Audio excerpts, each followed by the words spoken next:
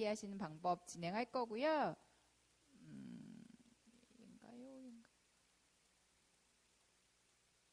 혈압, 정상 혈압 우리 어떻게 알고 계세요, 어르신들? 120에 80. 이거보다 높게 나오면 맨날 문제가 있을까요?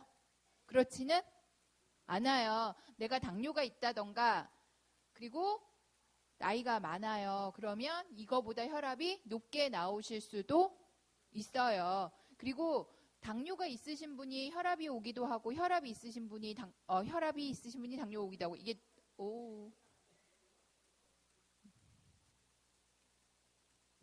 왔다 갔다 하는데요. 그렇기 때문에 당뇨가 있으신 분하고 혈압을 같이 갖고 계신 분들은 고혈당일 때, 저혈당일 때, 혈압이 올라갔을 때 나타나는 증상이 비슷한 것 같으면서도 달라요. 그렇기 때문에 지금 여기 보여드리는 이 증상들은 뭐냐면 혈압이 올라갔을 때 나타나는 증상이세요. 고혈당일 때는 어떻게 해야 된다고 들어보신 적 있으세요? 고혈당일 때 우리 어떻게 해야 될까요, 어르신들? 고혈당. 혈압을 떨어뜨려야 되잖아.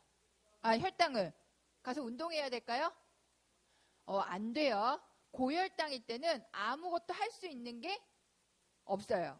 너무 혈당이 올라갔을 때는 그때는 어떻게 해야 돼? 응급실 가셔야 돼요. 병원에 가셔야 되는 게 고혈당이고요. 저혈당일 때는 어떻게 해야 돼요?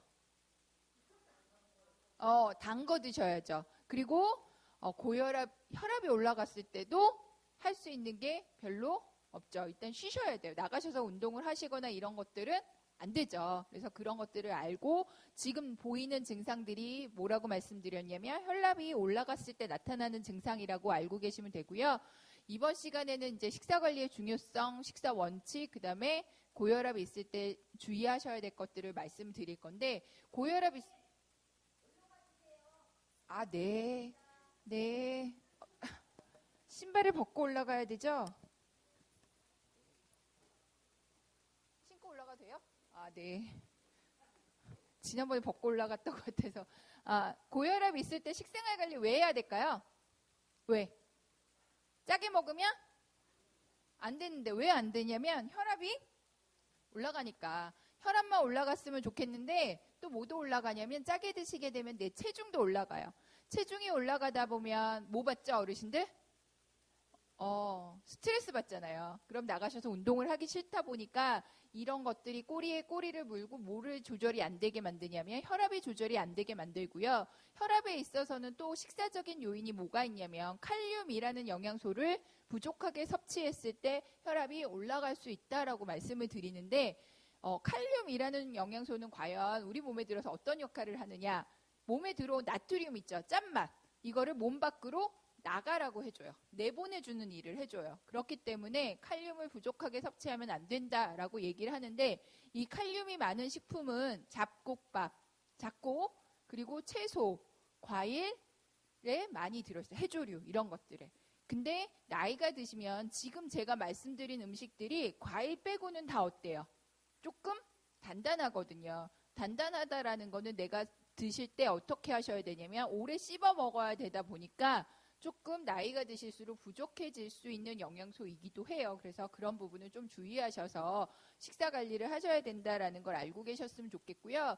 어찌됐든 내가 간질환이 있어, 고지혈증이 있어, 당뇨가 있어, 고혈압이 있어 해도 다 똑같아요. 기본 관리하는 원칙은 약 먹는 거, 운동하시는 거, 식사 관리하시는 거 이거 세 가지를 같이 해야지 모든 질환에 대한 관리 효과가 좋은 거지. 나는 운동만 할 거야. 나는 약만 먹을 거야. 나는 식사 관리만 할 거야. 이거 한 가지 가지고는 조절하시기가 어렵다라는 거 꼭 기억하셨으면 좋겠어요. 고혈압 약 하루 몇 번 드시죠? 한 번이죠. 근데 고혈압 약은 굉장히 먹기 편한 게 뭐냐면 밥 먹기 전에 먹어도 되고 밥 먹고 나서 먹어도 되고 아침에 먹어도 되고 내가 조금 잊어버렸으면 점심때 먹어도 되죠. 근데 혹시라도 내가 저녁에 생각났어. 그럼 그 약은 드셔야 된다고 그랬어요? 드시지 말라고 그랬어요? 먹어야 될까요? 저녁 약은 드시면 안 돼요. 그래서 가능하면 오후 때까지 잊어버리지 않도록 먹도록 말씀을 드리는 거고요. 그래서 가장 좋은 약 먹는 시간은 언제냐면 식사 아침 전에 그래서 일어나시자마자 약 먹으라고 말씀드리잖아요. 그리고 건강검진 하러 갈 때 고혈압 약 먹고 가야 될까요? 먹지 말아야 될까요? 당뇨약은? 당뇨 없으신 분들이 없으니까 잘 모르시겠어요? 당뇨약은 아니에요. 건강검진 갈 때 먹고 가시면 안 되는 약은 당뇨약이고, 건강검진 갈 때 먹어도 되는 약은 혈압약이에요. 그래서 그런 부분을 조금 잘 알고 계시면서 약물 관리를 잘 하셔야 되고요. 그리고 운동은 제가 작년에 왔을 때 뭐라고 그랬더냐면, 식사 전에 해야 된다고 그랬을까요? 식사 후에 해야 된다고 그랬을까요?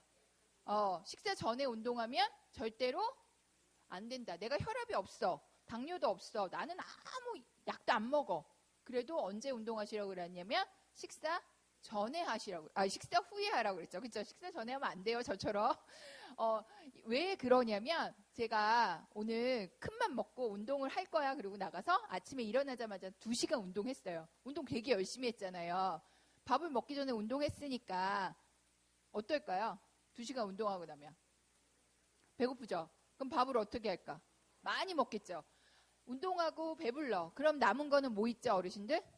자야죠. 이제 자죠. 그러면 그날 운동한 거는 다 말짱 꽝이에요. 꽝. 잠자면. 그때 나가서 또 운동을 하면 그래도 괜찮은데 그게 아니라 운동했고 배부르고 그 다음에 졸릴 테니까 그렇게 되면 이제 운동을 한 효과가 하나도 없어지기 때문에 식사 전 운동이 아니라 항상 식사 후 운동이고 제가 항상 말씀드렸지만 유산소 운동하고 무산소 운동 같이 하셔야 된다고 그랬어요. 그래서 그런 것들을 잘 지키면서 뭘 해야 되냐? 식사 관리를 잘 해야겠죠. 고혈압을 잘 지키시려면 건강하게 하는 식사 원칙이 있을까요? 없을까요? 있었죠. 5가지 잘 지키셔야 돼요. 표준 체중 유지하기, 나트륨 섭취 줄이기, 지방 섭취 조절하기, 과일과 채소류의 섭취 늘리기, 알코올 섭취 조절하기. 이 5가지를 잘 조절하시면 뭐가? 혈압이 잘 조절될 수 있다라고 얘기하죠. 근데 첫 번째부터 좀 어려운 게 나오는데 우리 키에 따른 건강 체중을 잘 유지하시는 게 생각보다 쉬운가요?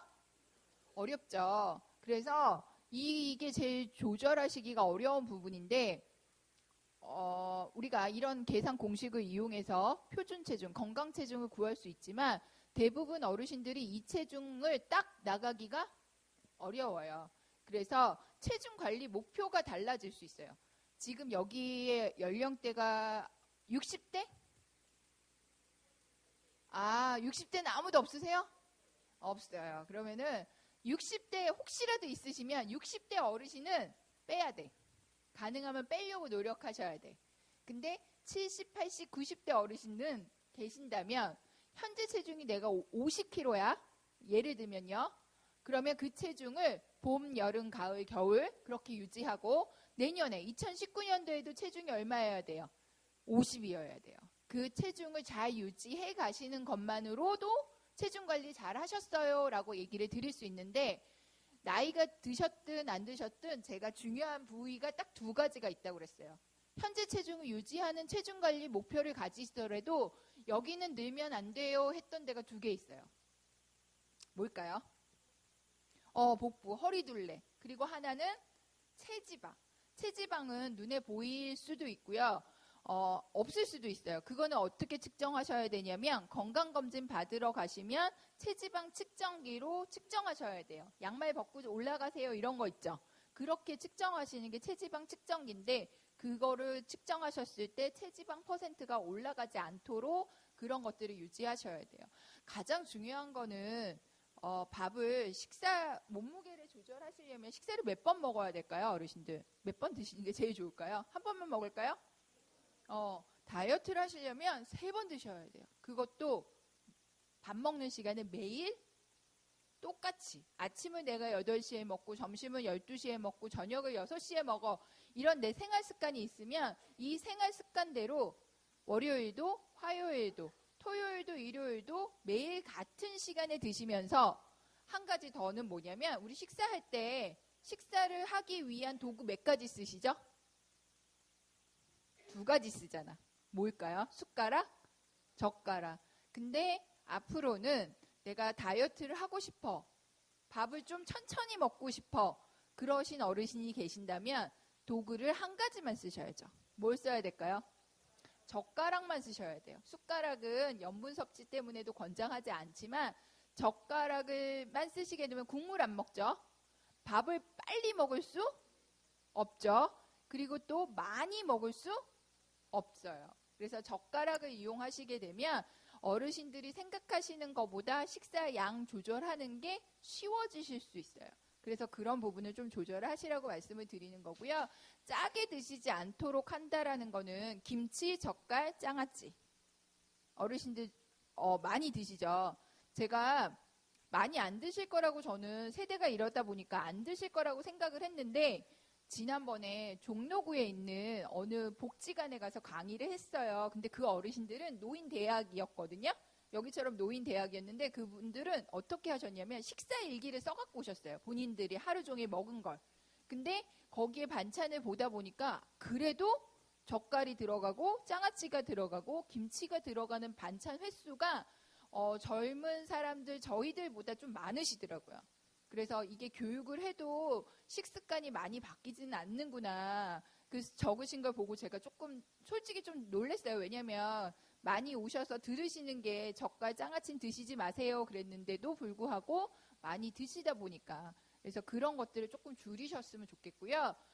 염분이 적은 조리법을 많이 선택하시라고 그러는데 그게 뭐 예를 들면 된장찌개, 김치찌개보다는 김칫국이나 된장국이 조금 덜 짜게 먹는 거고요. 그거보다 덜 짠 거는 미역국이나 묵국이나 뭐 이런 거 있잖아요. 그런 걸로 바꿔 드시는 게 염분 섭취를 좀 줄인다고 생각하시면 되세요. 그리고 우리 나이가 드실수록 혈관이 건강해 오래 살아요. 건강하게 살아요. 막 이렇게 얘기하잖아요. 지금 여기 보여드리는 삼겹살, 갈비, 치즈, 버터, 커피프림, 라면, 케이크, 간, 곱창, 계란 노른자, 오징어, 새우, 장어, 미끄러지는 이런 음식들을 내가 많이 먹었다? 그러면 혈액 지질 검사, 우리 혈액 검사 하시죠? 건강 검진 가셨을 때 콜레스테롤 수치가 높게 나와요. 총 콜레스테롤 수치가 이런 음식들을 많이 먹었을 때. 근데 나는 장어도 여기 있는 거 아무것도 안 먹어요.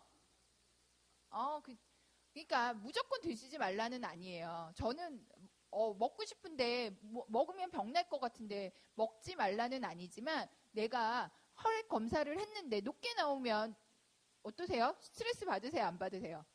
받아요. 그쵸? 나이가 드실수록 다들 삶의 목표는 똑같잖아요. 건강하게 내가 살 수 있는 만큼 살다가 가는 것들에 대한 것들을 많이 생각하시게 되잖아요.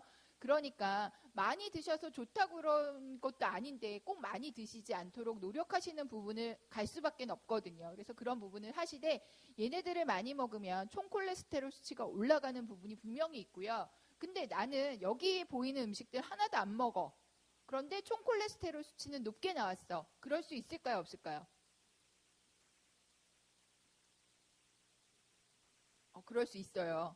이거 하나도 안 먹어도 총 콜레스테롤은 높게 나올 수 있어. 왜? 내 몸이 음식 말고 돌아가는 대사하는 과정에서 얘가 스스로 만들어내는 총 콜레스테롤 양이 있어서 그런 부분 때문에 올라갈 수 있어요. 그런 분은 음식으로 올라간 게 아니기 때문에 어떻게 하셔야 돼요? 약 먹는 것밖에 방법이 없으세요. 그건 의사 선생님하고 상의하셔서 약을 드셔야 되는 부분이고요. 계란 같은 경우에는 요새 계속 말이 많죠. 뭐 몇 년, 한 5년 전에는 먹지 마세요. 그랬다가 한 2, 3년 전부터는 다시 드세요. 그랬다가 그렇죠. 그러면 과연 먹어야 될까요? 먹지 말아야 될까요? 계란은 완전 단백질이기 때문에 몸에 나쁘진 않아요. 하지만 제가 이 고지혈증에 대한 강의를 많이 하진 않는데 고지혈증 강의를 준비하면서 저도 이제 최신 자료를 좀 찾아봤었어요. 근데 이 고지혈증 학회에서 캐나다에 있는 고지혈증 학회에서 가이드라인을 제시한 게 뭐냐면 내가 당뇨가 있고 콜레스테롤 수치가 좀 높다라면 계란을 일주일에 6개 미만으로 먹어라가 가이드라인이더라고요. 그러면 어르신들이 내가 당뇨가 있고 콜레스테롤 수치가 좀 정상보다 올라갔다면 총 콜레스테롤 얼마까지가 정상이냐면 200 이하로 나와야지만 어때요? 정상이거든요. 그 수치보다 낮다. 당뇨도 없어? 그러면 괜찮아요. 계란은 뭐 하루에 2-3개까지 드시는 거, 2개 정도까지는. 하지만 내가 당뇨도 있고 콜레스테롤 수치도 250이 나왔어. 그러면 계란을 하루에 1개 넘지 않게 드시는 게 필요하다라는 걸 꼭 기억하셨으면 좋겠어요. 그리고 과일과 채소류에 대한 섭취를 늘리는 거는 아까 처음 강의 시작할 때 말씀드렸던 것처럼 칼륨이라는 영양소 때문에 그렇거든요. 근데 저는 과일을 X하고 싶어 하는 사람 중에 하나예요. 왜 그럴까요? 모르시겠어요? 달아요. 달다라는 거는 뭐냐면 살이 많이 그만큼 찔 수 있다라는 거예요. 그렇기 때문에 과일을 안 먹었을 때 문제점이 있을까요? 없을까요? 못 사는 거는 어머니의 입맛인 거고 우리 몸에 나타나는 문제는 없어요. 뭘 먹으면 되니까? 채소를 충분히 드시면 되니까. 그 근거는 뭐냐? 과일과 채소를 나누는 영양소를 가지고 있는 기준이 동일해요. 색깔 영양소. 그래서 초록 색깔, 흰 색깔, 노란 색깔, 주황 색깔, 보라 색깔로 나눌 수 있는데 이 색깔에 해당하는 과일을 안 먹는 대신 뭘 먹으면 돼? 채소를 충분히 드시면 우리 몸은 제대로 돌아갈 수 있다라는 걸 꼭 기억하셨으면 좋겠어요. 과일을 안 먹고 나는 못 살아 이렇게 말씀하시는 근거가 뭐냐? 이것도 그러실 수 있어요. 왜 그럴 가능성이 충분하냐면 나이가 들면 여러 가지 변화가 생기잖아요. 남자 어르신들 젊으셨을 때는 남성 호르몬이 많이 나오지만 나이가 드실수록 무슨 호르몬이 많이 나온대요? 여성 호르몬이 많이 나온대요. 그래서 젊으셨을 때 말 없던 아버님들이 나이가 드시면 어때요? 말이 많아져요. 약간 그러실 수 있어요. 그건 호르몬의 영향이니까 내가 어떻게 할 수 없는 거잖아요. 그런 것처럼 입맛이 원하는 기준이 달라지셔서 그래요. 나이가 드시면 단맛을 제일 좋아하고요. 신맛, 쓴맛을 제일 싫어하는 게 어르신들의 특성 중으로 하나 나타나는 현상이거든요. 입맛에서. 그러니까 과일을 좋아하실 수는 있으나 중요한 건 뭐냐면 요새 그 텔레비전에서 계속 이렇게 나오는 노출시키는 부분이 뭐냐면 숨어있는 당 성분을 줄이자. 이런 얘기 많이 하거든요. 그 숨어있는 당성분이라는 건 지금 과일에 있는 당성분도 얘기하실 수 있지만 또 하나는 뭐냐면 요리하실 때 어머니 그냥 된장 먹는 게 좋을까요? 고추장 먹는 게 좋을까요? 둘 다 나쁠까요? 그러니까 제가 된장이 좀 낫다라고 얘기하는 부분은 뭐냐면 된장은 단맛은 없잖아요. 짠맛만 있거든. 근데 고추장은 단맛도 있거든요. 그래서 매운맛을 내고 싶으면 저는 고추장을 쓰시는 것보다는 차라리 고춧가루를 쓰시라고 말씀을 드려요. 왜냐면 고춧가루는 짠맛도 없고요. 그냥 그 매운맛만 갖고 있거든요. 그래서 내가 음식을 하실 때 떡볶이는 아니죠. 오징어, 고기를 볶아, 불고기, 제육불고기 같은 거 할 때 고추장 하시는 것보다는 뭐가 낫냐면 고춧가루로 하시는 매운맛을 내는 게 더 필요할 수도 있다 이거죠. 그래서 그런 부분 때문에 이 과일과 채소류에서 제가 거기까지 갔는데 과일보다는 잡곡이나 해조류나 이런 것들로 충분히 칼륨 섭취를 하셨으면 좋겠고요. 얘네들을 충분히 잘 드셨을 때 장점은 식이섬유소도 몸 안에 들어가 있기 때문에 혈관에 쌓여있는 콜레스테롤 있죠. 아까 제가 콜레스테롤 올라갈 수 있다고 그랬잖아요. 이 콜레스테롤을 청소하는 기능도 있어요. 그런 것들을 드셨을 때. 그래서 그런 부분을 잘 기억하시라는 거. 그리고 교회 다니시면 술은 안 드시죠? 그래서 얘기를 안 하지만 이 술을 많이 드시게 되면 뭐가 올라가냐면 이 중성지방이라는 혈액 지질 검사 중에 중성지방이라는 수치가 올라가요. 근데 나는 술도 안 먹는데 중성지방 올라가실 수 있을까요? 없을까요? 있어요. 어떻게? 과일 많이 드시거나 탄수화물에 해당하는 간식. 탄수화물에 해당하는 간식이 뭐가 있으시냐면 감자, 고구마, 떡, 과자, 빵 이런 것들이 다 뭘로 만들어져요? 탄수화물로 만들어지거든요. 그래서 얘네들을 많이 먹으면 뭐가 올라갈 수 있냐면 혈액에 있는 지방, 중성지방이 올라갈 수 있어요. 그래서 그런 원인이 되는 식품이 다르기 때문에 그런 부분을 조금 주의하시라는 거를 기억을 하시라는 거 꼭. 소금 섭취량, 나트륨 섭취량 이렇게 말씀을 드리는 근거가 뭐냐면 소금의 화학적인 기호가 NaCl, 나트륨 염소예요. 염소는 아무 짠맛만 내고 혈압에는 관련이 없어요. 그래서 염소 섭취량 이렇게 얘기하지 않는 거예요. 나트륨 섭취량을 얘기하는 이유는 왜 그러냐면 혈압을 올리거든요. 그래서 소금 섭취량, 나트륨 섭취량 같이 말씀을 드리는데 우리가 실질적으로 얼만큼 먹으라고 얘기하냐면 나트륨은 2000mg, 소금으로 따지면 5g. 근데 어르신들이 실질적으로 먹고 있는 양, 드시고 있는 양, 소금으로 따지면 4000mg, 나트륨으로 따지면 제가 거꾸로 얘기했죠. 나트륨으로 따지면 4000mg, 소금으로 따지면 10g에 해당하는 양을 드시고 있기 때문에 이런 부분을 줄이셔야 돼요. 근데 어르신들보다 더 많이 먹고 있는 대상자가 있을까요? 없을까요? 있어요. 누구? 어머님, 아버님들의 자녀분들. 한 3, 40대 해당하는 4, 50대까지. 이분들이 얼만큼 먹냐면 소금으로 따지면 13g에서 15g, 나트륨을 따지면 5000에서 6000mg 먹고 있어요. 그러니까 이분들이 제 어머니 자녀분들이 어머니 나이만큼 들어서 여기에 나타나잖아요. 어떻게 될까요? 지금은 5명이나 10명에 한두 명, 5명에 한두 명 정도가 고혈압에서 당뇨거든요. 그 세대들이 이렇게 와서 딱 앉는 시점이 되잖아? 그럼 어떻게 될까요? 5명이 다 당뇨가 있거나 혈압이 있거나가 갈 수밖에 없어요. 그 염분 섭취를 조절하지 않으면. 그래서 그만큼 영향을 미친다는 걸 조금 기억을 하셨으면 좋겠고, 제가 항상 아까 숟가락 쓰지 말라고 말씀드렸던 근거가 뭐냐? 우리나라 염분 섭취를 하는 주급원 식품을 살펴봤을 때 1등이 뭐였냐면 국찌개예요. 그래서 1등을 바꾸면 어때? 염분을 줄이실 수 있기 때문에 줄이시라고 말씀을 드리는 건데, 이 국물을 식사를 하실 때 제일 먼저 드시거든요. 밥보다 먼저 드세요. 그 왜 그러냐? 입 안에 침이 잘 나오지 않으니까 입이 어때요? 메말라 있으잖아요. 그러니까 입을 축이고 그 다음에 식사를 하시게 되다 보니까 국물이나 찌개 국물을 먼저 드시는데, 입을 축이는 걸로 뭘로 바꾸셔야 될까요? 물로. 그래서 작년에도 제가 얘기했는데 바꾸신 어르신 아무도 없어요. 어떻게 해요, 저? 올해는 그럼 한번 바꿔보시는 거예요. 꼭 물 한 모금으로 드시고 그 다음에 식사를 하시면 나물이나 이런 반찬은 조금 더 수월하게 드실 수 있는데, 찌개를 먹거나 국물을 드시게 되면 나물 반찬을 잘 안 드시게 돼요. 왜?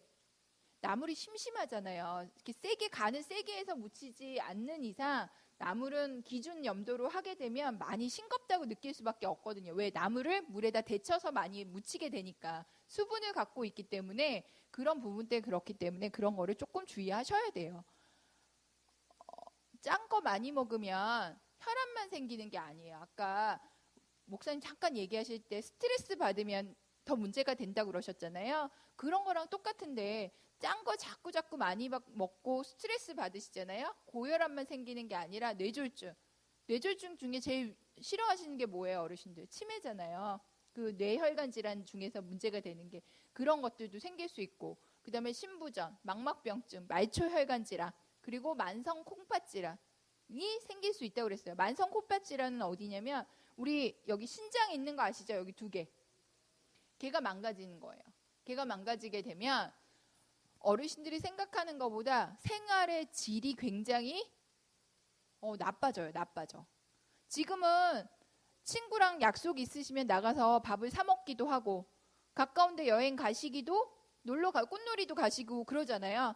근데 콩팥이 아프면 나가서 밥을 사 먹는 것도, 꽃놀이 가시는 것도 할 수가 없게 돼요. 근데 그 일이 나를 비껴가느냐, 나를 거쳐가느냐, 그건 누가 결정해요?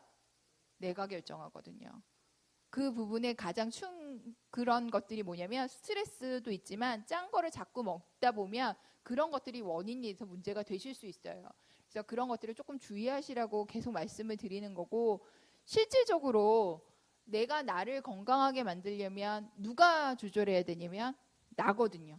항상 모든 출발점은 누구냐면 나예요, 나. 그쵸, 어르신들? 내가 건강하고 혈압 조절 잘하고 싶고 당뇨, 혈당 조절 잘하고 싶어. 그럼 내가 먹는 음식을 좀 바꿔야 되는 거죠.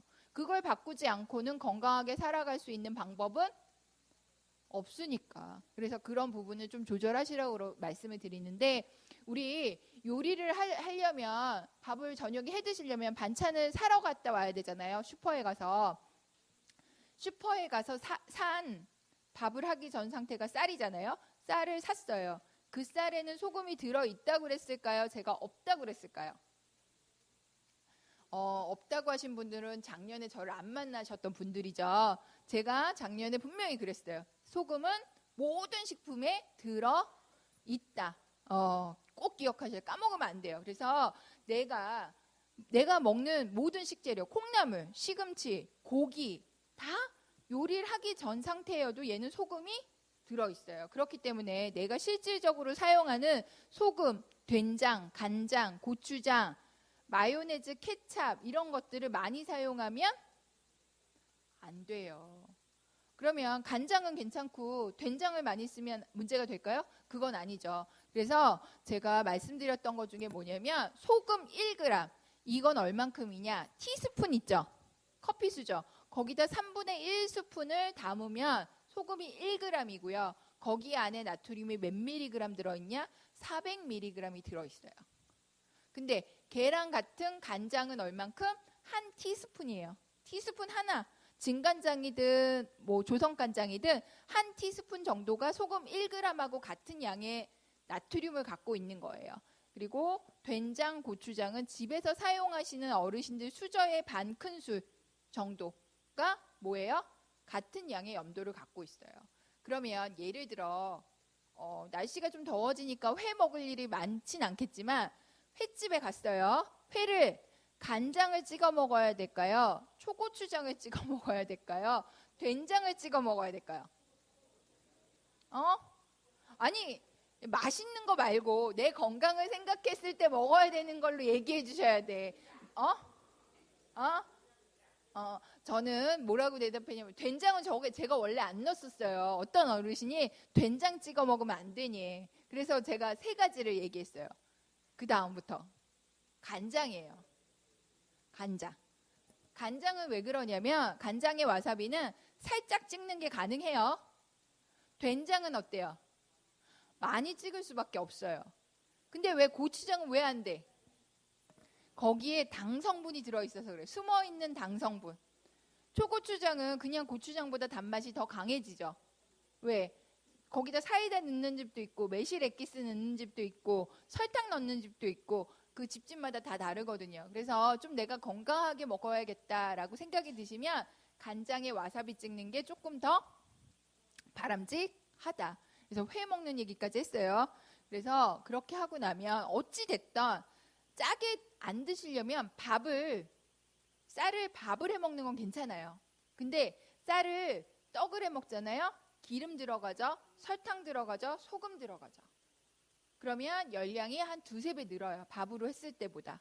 그리고 감자를 그냥 삶아 먹는 건 괜찮아요. 집에서 드실 때. 요즘에 햇감자 맛있잖아요. 삶아 먹으면 파큼파큼 이렇게 김 올라오는 그런 거는 괜찮잖아요. 근데 걔를 감자튀김을 해 먹어요. 그러면 기름 들어가고 소금 들어가고 그런 것들 때문에 염분 섭취랑 지방 섭취가 늘어나기 때문에 어찌됐든 원재료를 가깝게 조리해서 드실 수 있도록 하는 것들이 필요하다라는 거죠. 여기서 제일 짠 거는 딱 하나예요. 뭘까요? 잘 안 보이세요? 뭘까요? 답을 말씀드리면 짬뽕이에요. 짬뽕.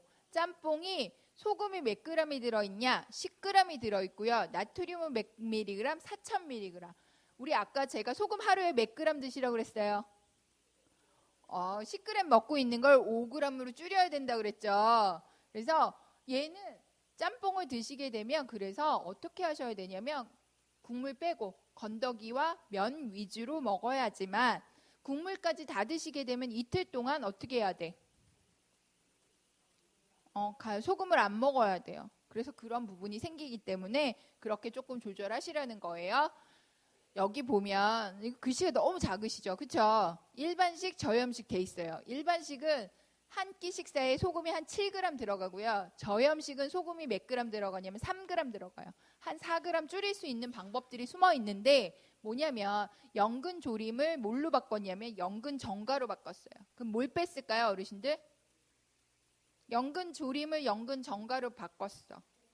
간장을 뺐죠. 그러니까 짠맛을 빼고 단맛만 가지고 먹는 거예요. 그러니까 염분이 좀 줄죠. 그럼 연근을 가지고 해 드실 수 있는 게 또 뭘까요? 짠맛을 안 넣고 해 드실 수 있는 거. 연근 정가 말고. 그냥 삶아서? 그것도 되죠. 연근 전도 해 먹을 수 있고요. 그리고, 근데 연근 전을 해 드실 때 주의하실 점은 뭐예요? 기름 사용량. 그리고 전을 부칠 때 밀가루 사용량 이런 것들이 열량을 좀 올릴 수 있으니까 그런 부분 조금 주의하셔야 되고 또 한 가지는 연근 피클. 그래서 이런 것들을 담아 드실 수 있다라고 생각하시면 돼요. 김치를 안 먹진 않았어요. 일반식과 저염식. 40g을 20g을 줄였는데 어머니들 집에서 손자 손녀 깍두기 담아줄 때 깍두기 담으려면 무 어떻게 썬다 그러셨어요? 쬐끄맣게 썰잖아. 그 깍두기 담아서 누가 먹어야 되냐면 내가. 근데 제가 아까 밥을 먹을 때 숟가락은 쓰면 안 된다니까 했잖아요. 젓가락만 쓰시라고 그랬으니까 깍두기를 몇 개씩만 한 번에 한 개씩만 드셔야죠. 그런 것처럼 김치도 작게 소꿉장난 하신다고 생각하실 수 있는데 어찌됐든 크게 썰면 염분이 올라가니까 작게 썰어서 조금 적게 먹을 수 있도록 노력하셔야 돼요. 그리고 근데 하시다 보면 돼요. 안 되지는. 어머니 병원에 가서 저염 식사 해보신 분 있으세요? 병원에서 저염 식사. 그러니까 그 안 넘어가시긴 하지만 그러니까 적응하게 돼 있거든요. 왜냐면 이 저염 식사는 저 병원에서 제공하는 저염 식사는 어떻게 하는 거냐면 간을 하나도 안 해요. 간을 안 해요. 김치도 안 줘.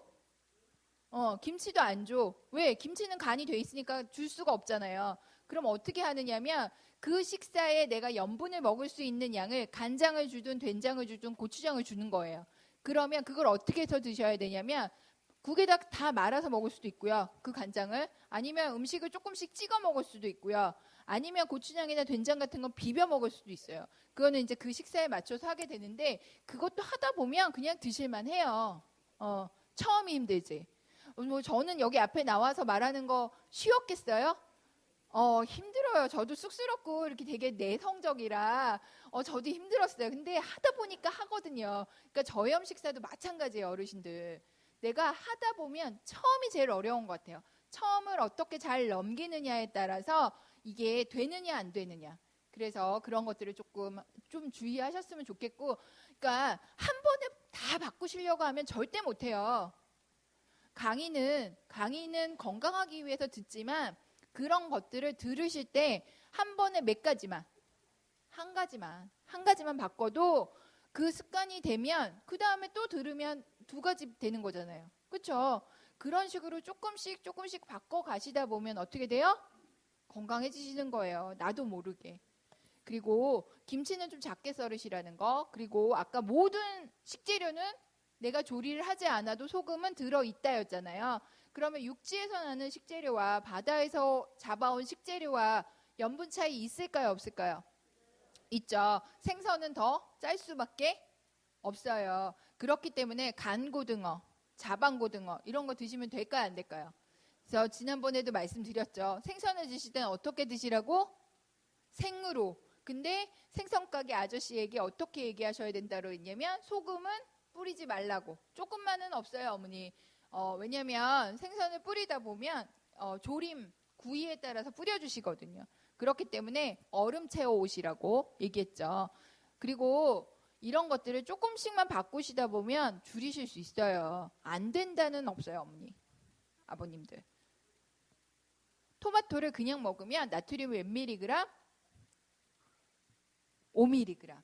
근데 토마토 주스를 먹으면 어떻게? 63mg. 토마토 케찹을 먹으면 어떻게? 1977mg. 라면에 들어있는 스프 양하고 똑같은 염분량이 되죠. 라면 토마토 케찹이 토마토 케찹도 라면 스프랑 똑같은 염분량이 돼요.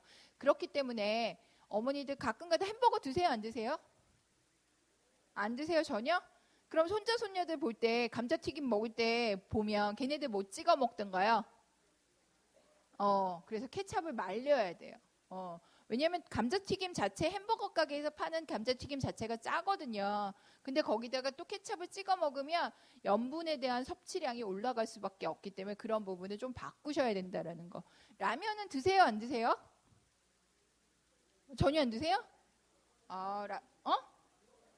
먹죠. 그쵸? 먹고 살아야지, 라면도. 그쵸?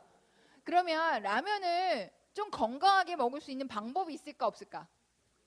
어떻게 해야 될까요?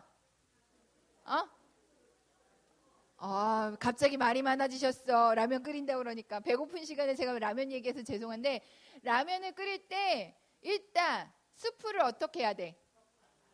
반절만. 반절만 넣으면 어떻게 해야 될까?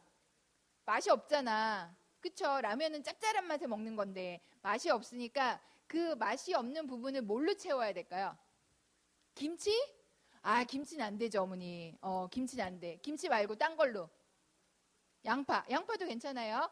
그리고 어머니 집에 우리 요리할 때 제일 기본이 뭐예요? 파마늘이잖아. 그쵸?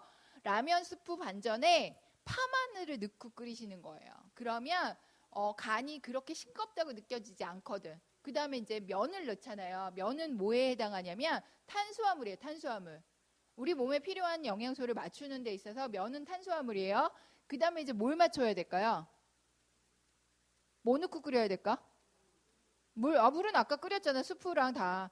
그 다음에 라면 넣고 야채를 넣으셔야 돼. 야채. 양파나 파마늘 말고 이제 조금 더 먹을 수 있는, 건더기로 먹을 수 있는 야채. 콩나물이나 양파, 양배추, 이런 호박 이런 거 좀 넣으시면 돼요. 그럼 이제 탄수화물에 비타민 무기질 챙겼어. 그럼 하나 남았죠. 중요한 영양소. 뭘까요? 달걀, 단백질 넣어야지. 달걀 넣어도 되고요. 집에 어머니, 아버님 냉동실 뒤져보면 뭐 조갯살도 있고 오징어도 있고 다 있거든. 그런 거 넣으셔도, 그러면 그렇게 하면 어떻게 돼요? 라면을 끓여 먹어도 염분 줄였죠. 야채 챙겼죠. 단백질 챙겼죠. 그렇게 하면 조금 더 라면을 먹더라도 어떻게? 건강하게 먹는 거예요. 그렇게 바꿔 드시게 되면 라면을 못 먹는 게 아니라 그걸 드셔도 되는 거죠. 한 가지 라면을 좀 더 건강하게 먹고 싶다. 그럼 바꾸는 게 뭐냐면 라면을 사러 가보시면은요. 조금 비싼 라면이 있어. 좀 비싼 거. 생면도 있고요. 그 많이 비싼데 왜 생면을 드시라고 얘기하냐면 기름에 튀기지 않아서 지방 섭취가 많이 안 되기 때문에 그걸 선택하든지 아니면 이 바람에 말린 면이라고 써 있는 거 보신 적 있으세요? 그거는 튀기지 않았어요. 면 자체를. 바람에 말린 면들이 있거든요. 그런 것들을 해서 라면을 먹겠다. 그러면 훨씬 더 건강하게 먹을 수 있는 거죠. 그렇죠. 그러니까 그렇게 말린 라면이 있어요. 라면도 그렇게 나오는 게 있어요. 그래서 이게 좀 느끼한 맛이 좀 덜하더라고요. 갑자기 라면 얘기까지 했는데 가공식품을 안 드시면 좋지만 먹더라도 드시더라도 조금 방법을 바꾸시라는 거죠. 그래서 그렇게 챙겨보시라는 거고, 제가 항상 강의를 할 때 시장 보러 갈 때 챙겨야 되는 물건을 얘기해요. 뭘 챙겨야 될까요? 우리 시장 갈 때? 장바구니? 장바구니도 있어야죠. 그리고 장볼 목록 있어야죠. 근데 저는 그거보다 더 중요한 게 있어요. 뭘까요? 그거보다 더 중요한 게 있어. 장바구니도 아니고 장볼 목록도 아니야. 뭘까요? 뭘까? 돈. 그쵸. 돈도 중요하죠. 그거보다 더 중요해. 뭘까요? 제가 뭐라고 할까요? 제가 이걸 펴놓고 뭐라고 얘기할까 계속 물었어요.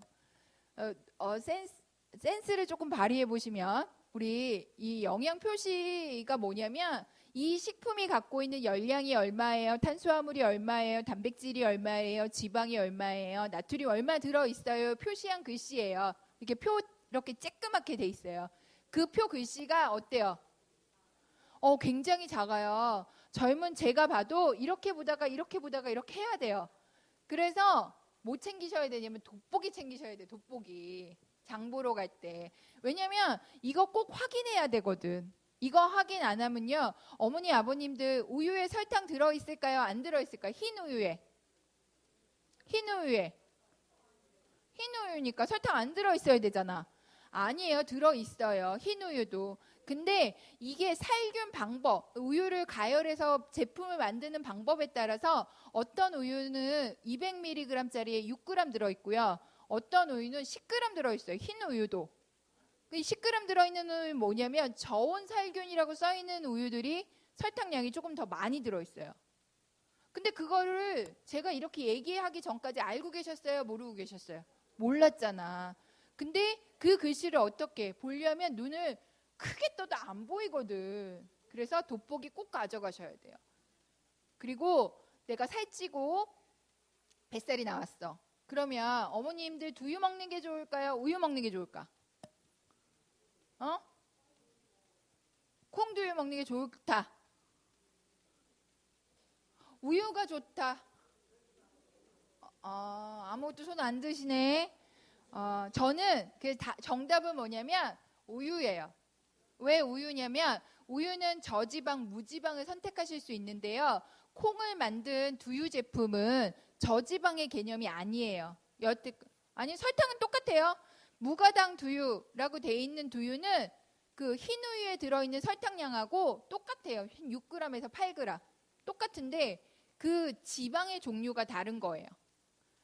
그 왜 그러냐면 우리가 당뇨 교육을 할 때 단백질 식품은 지방도 같이 갖고 있어요. 이렇게 저희가 얘기를 하거든요. 근데 이 콩에 들어있는 단백질에 들어있는 지방은 뭐냐면 중지방이에요. 저지방이 아니에요. 근데 어르신들이 좀 오해하시는 게 뭐냐면 식물성 단백질이잖아. 그러니까 다 뭘로 생각하시냐면 저지방으로 생각을 하시는 경우가 많아요. 그렇지 않다는 거 꼭 기억하셨으면 좋겠고요. 그러면 이제 나이가 드시면 뼈가 어때요? 약해지죠? 약해지잖아. 그래서 뭐 많이 드시래? 칼슘. 칼슘 어떻게 먹으래요? 멸치? 멸치 먹으려면 어르신들 뼈가 약해지면 칼슘을 하루에 얼마큼 먹으라고 얘기하냐면 800에서 1200mg 먹으래요. 그럼 멸치를 800mg을 먹어야 돼요. 멸치를 800mg, 칼슘이 800mg을 맞춰서 멸치를 먹어야 돼. 얼만큼 드셔야 될까요? 많이 얼만큼? 많이 얼만큼? 이만한 소쿠리로 하나 드셔야 800mg이 들어가요.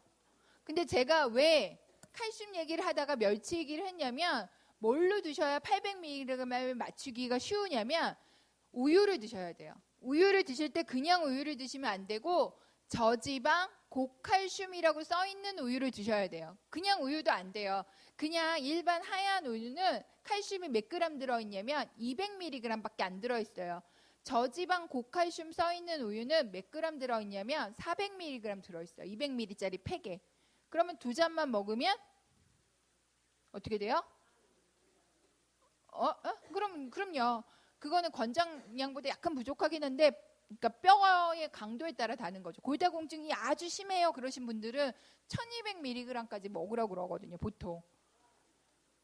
우유 드시면 저지방 우유는 소화가 잘 안 되진 않을 거예요. 근데 이 소화라는 부분이 또 얘기를 해야 되는 게 뭐냐면 우유는 먹으면 불편해, 속이.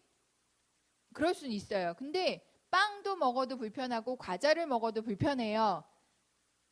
그러면 그거는 유당불내증이에요.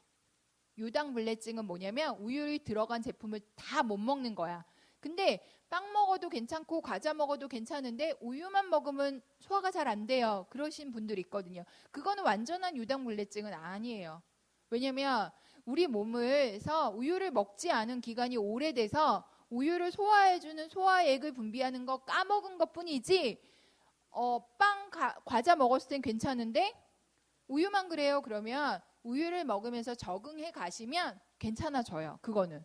그래서 찬 우유 급하게 드시지 말라고 얘기하고요.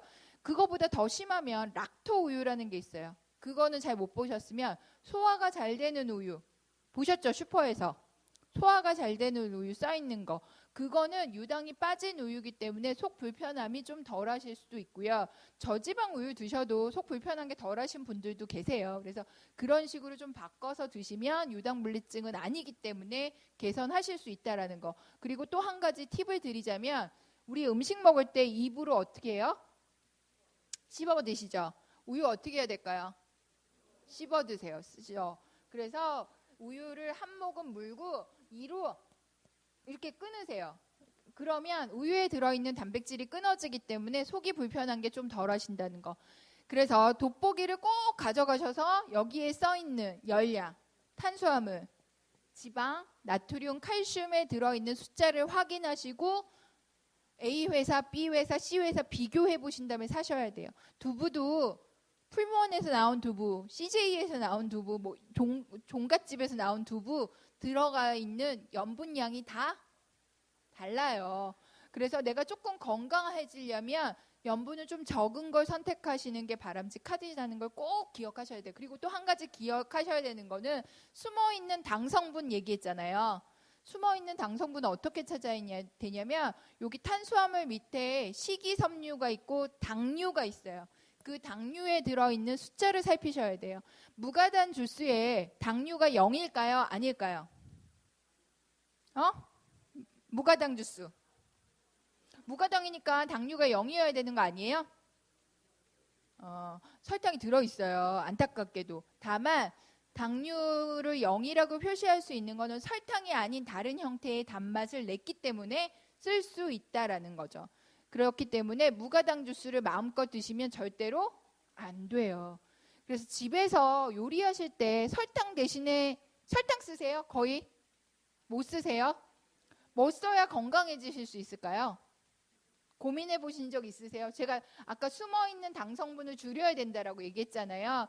그러면 집에서 요리하실 때 쓰는 설탕도 한 번쯤은 고민을 하셔야 된다라는 거예요. 근데 설탕하고 동일하게 취급하셔야 되는 거는 설탕, 꿀, 조청, 물엿, 그 다음에 매실 액기스 이런 거는 당류가 굉장히 함량이 높아요. 그럼 얘 대신 뭘 써야 될까? 뭘 써야 될까요? 요즘에 제일 핫한 게 뭐냐면 유슈가 뭐 사카린도 괜찮고요. 그건 가격 대비 괜찮은 거. 근데 좀 가격이 있더라도 내가 좀 건강을 생각했다라면 요즘에 제 아침 방송에 많이 나왔던 게 뭐냐면 스테비아 가루라는 게 있어요. 스테비아. 얘기 들어보셨어요? 얘는 몸에 들어가서 칼로리가 0이래요. 전환되는 비율이 없대요. 대신 설탕의 단맛에 200에서 300배가 높대요. 근데 요만한 통에 한 4,000원 정도 하더라고요. 제가 샀어요. 이마트에서. 근데 되게 비싸다고 얘기하시더라고요. 제 강의 중에 얘기했는데 설탕 이만큼에 500g짜리 한 봉지에 한 3,000원 하잖아요. 2,500원에서 3,000원 하잖아요. 근데 설탕에 이게 양이 적어도 문제가 될 게 없는 게 가격이 비싸다라고 느끼시면 안 되는 게 뭐냐면 설탕은 이만큼 써야 될 걸 얘는 요만큼만 쓰면 돼요. 진짜로. 얘는 제가 얘를 찬양하는 건 아니에요. 얘를 뭐 권장하는 건 아닌데 저도 이제 이렇게 아침 방송에서 이렇게 식품들을 얘기를 하면 저는 사서 써봐요. 궁금해서. 그래서 궁금해서 써보고 얘기해 드리는데 해보니까 요리할 때 열에도 강하고요. 단맛도 적절하게 났기 때문에 맛이 이상하지 않아서 전 괜찮더라고요. 저도 아이 키우는 엄마다 보니까 아이들이 단맛을 많이 먹었을 때 문제가 뭐냐면 충치도 많이 생기지만 그렇게 요리들 중에 있는 설탕 성분도 어머니 아버님들 충치 많이 생기게 하고 살이 많이 찌거든요. 그래서 고민을 하다 보니까 저도 그걸로 바꿨거든요. 근데 스테비아 가루, 스테비아, 스테비아. 누구 젊으신 분이 적으셔서 물어보면 꼭 가르쳐 주세요. 스테비아. 요즘에 아침 방송에 몇 번 나왔어요. 얘는 식물성 국화과 식물에서 이렇게 추출한 거래요. 그러니까 그렇게 알고 계시면 돼요. 저 장사는 아니에요. 스테비아 수입한 사람 아니에요. 그리고 항상 얘기를 하지만 제가 나가다 적어드릴게요, 어머니.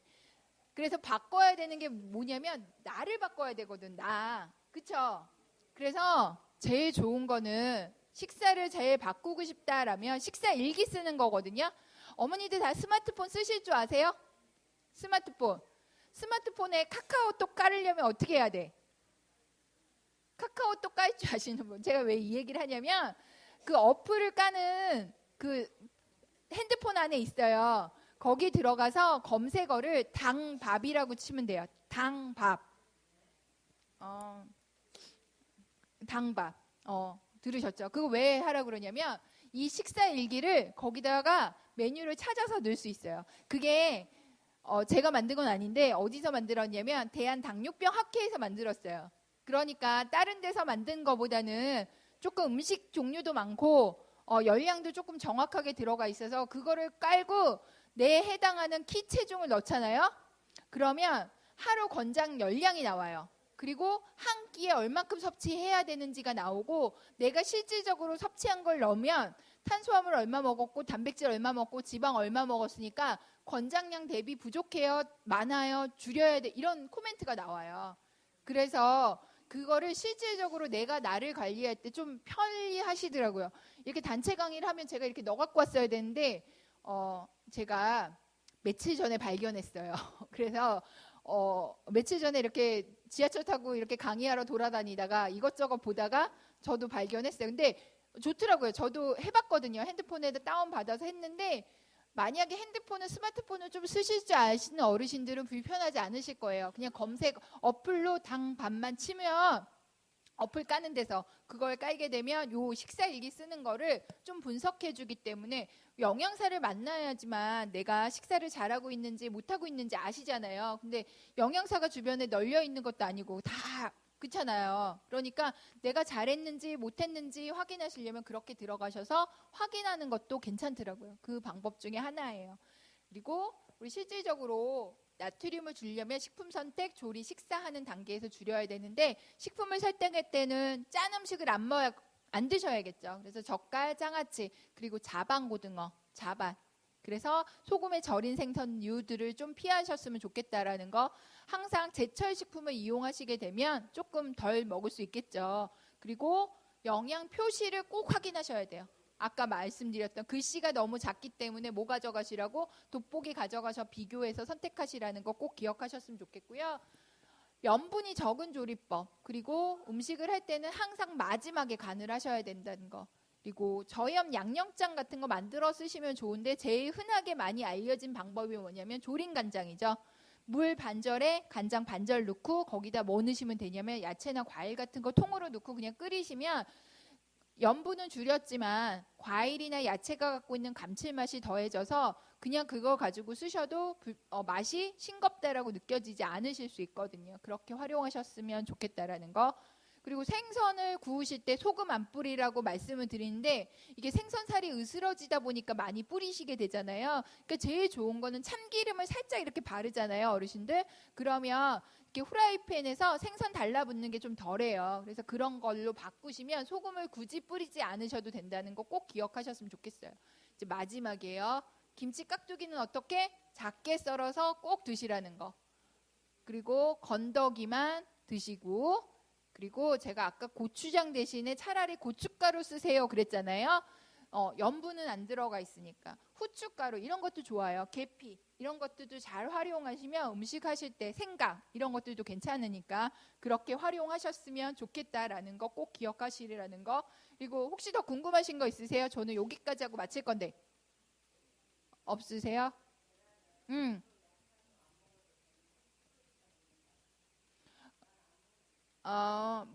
계란은 안 드셔도 되죠. 대신 단백질 식품은 드셔야지. 단백질이라는 거는 고기, 생선, 두부, 멸치, 조개, 오징어 이런 것들을 드시면 돼요. 계란은 난 계란이 싫어? 안 드셔도 상관없어요. 그럼 난 그것도 안 먹어. 그러면 뭘로 하실 수 있냐면 우유로 대신하실 수도 있어요. 난 식사에 나무라고만 밥을 먹었어요. 단백질이 없었어요. 이렇게 생각하셨으면 그 다음 끼니 가기 전에 뭘 한 잔 드시라고요? 우유라도. 그러면 단백질이 보충이 되니까. 다 되셨나요?